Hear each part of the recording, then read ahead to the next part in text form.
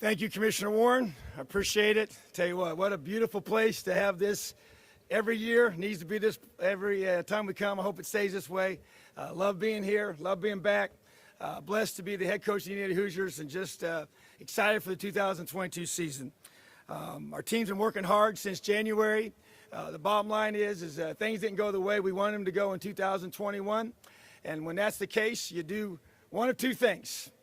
You either feel sorry for yourself or you sit there and do a thorough evaluation of everything that you do, which is what we began in January, and had a chance to go through that process, make changes, add some new players to our team, add some new staff to our program, and then allow us to get back to work. And that's what we've done.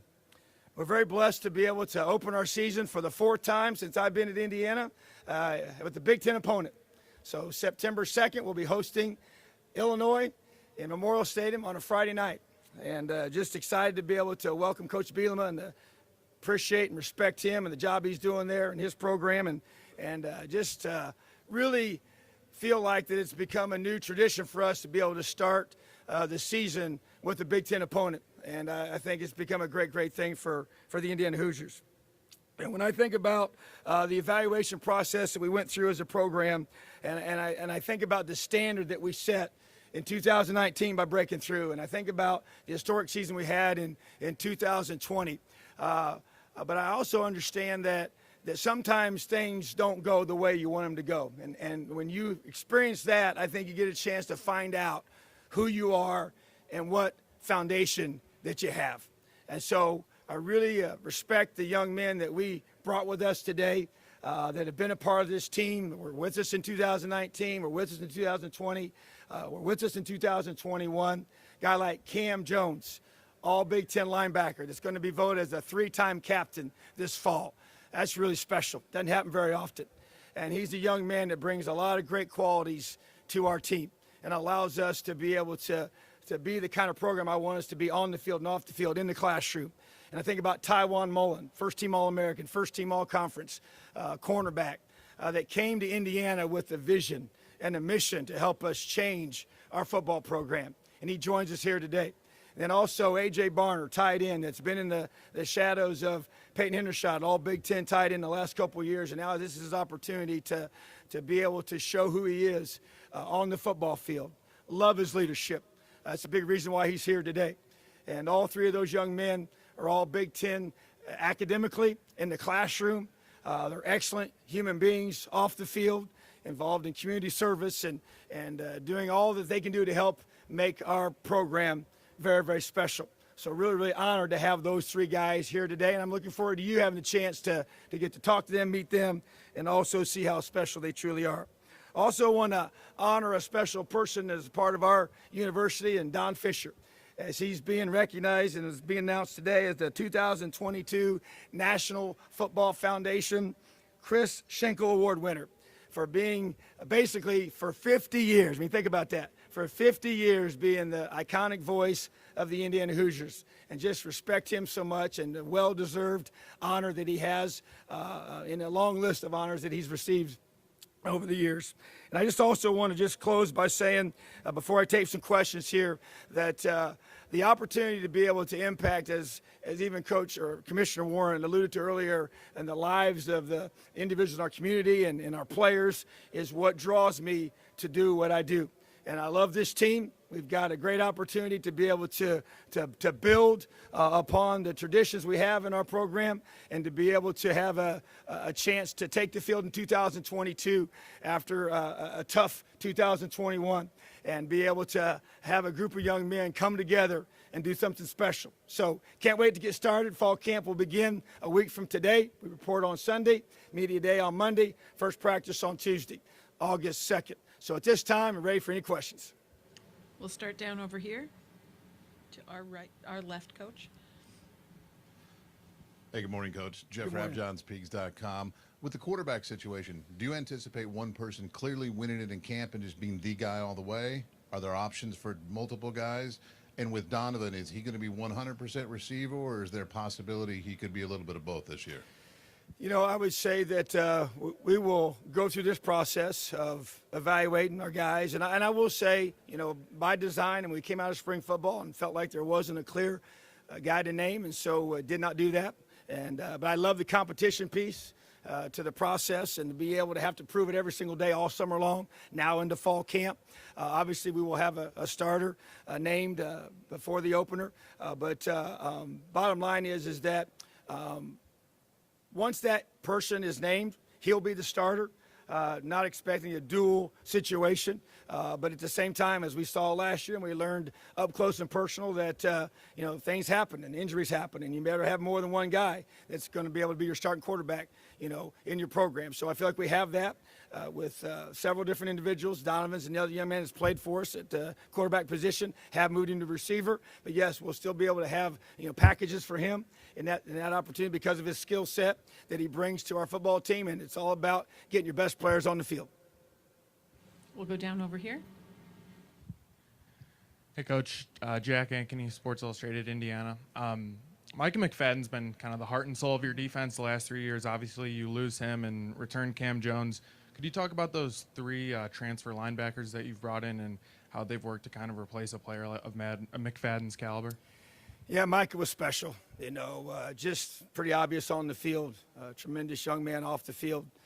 Love him and his family. Excited for his new opportunity here with the Giants. He's just beginning here in their training camp, and so that is a void that Cam Jones has really responded to in a huge way, and the leadership piece as well in that linebacker room, because I'm a former linebacker myself and coached a position, played a position, and you're only as good as your linebackers in your defense. And so you mentioned the guys that we brought in. I think Cam's going to be a big part of it. I think Aaron Casey, another young man that's going to step up and do great things for us this season because of his work ethic and his passion for our program and for himself to be able to be his very, very best. And you know, Bradley Jennings coming to us from Miami and Jared Casey coming to us from Kentucky, two transfers that I feel like that give us, you know, Big Ten type caliber players that have already played the position at other schools. And so to me, that excites me, you know, because that position is big for us. You know, Deshaun McCullough is another one that's coming in as a freshman that we expect to be able to have opportunity to help us and see his development and see how he responds to playing, you know, Big Ten football. And so that's a room to me that's critical for our team to be able to play at a high level defensively. And I always evaluate our linebackers by two key things. You got to be a leader and you got to produce. It's about leadership and production. That's what that position demands, and that's what I expect those guys to do. We'll go over here. Tom, Zach Ostrom of the Indianapolis Star. Following on with the quarterback question, I guess, as you went through the spring, new coordinators on offense, just getting a lot of that sort of built up and installed, what has changed about what you're looking for from the quarterback position as you do transition into a different offense? Well, I think anytime you make those changes, you know, there's the learning curve, you know. So basically everybody kind of started on the same point, you know, as Connor Bazelak came in in January, and Jack was already there, Dexter was already there, and all the other quarterbacks in that room that were here. And so there's some common things that you're looking for, you know, and I think as you come off, you know, this past year, this is a great reminder of the value of protecting the football.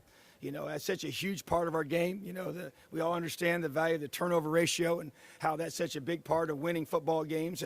And that's part protecting that quarterback touches it every single snap. So protecting that football to me is a huge priority. And to me, it's about just having a great mastery of the offense and where to distribute the football to the right players per the scheme that we're having and per the call. So I want to find a guy that's able to do both of those at a high level, and then you got to win that locker room. That's really what it comes down to. That they know when you, even though nobody really huddles anymore, when you talk about that, the idea of stepping in the huddle, and when no matter how much time was on the clock, if that guy's in that huddle, that we know we got a chance to go win the game with him as our leader. So to me, that's what I want our team to feel from that guy, and that's their individual responsibility to earn the position. We're going to do our best to get everybody in here, but we'll start here. Just a reminder, please stand before you give your name and affiliation. Thank you. Zion Brown, Hoosier Huddle. Tom, you guys were voted last in the Big Ten East media preseason poll. Is that something you think you can use as motivation? There's no question. You know, I mean, you got to look at those things a certain way. I mean, last year it was the opposite, you know, and near the top, and it didn't work out that way, right? So I think to me it's You talk to our players today that are here. You talked about our team. You pick anybody out of there, and they're going to say one thing. It's about September 2nd. And that's our focus. That's all we're worried about. We talk about earmuffs and blinders in our program, and that's part of it. And I get it. We earned it. That's part of the process you go through. And I feel like that our team understands that we got a chip on our shoulder and something to prove. All right, Coach, to our left in the back. Tom, Dustin DePierac, Bloomington Herald-Times.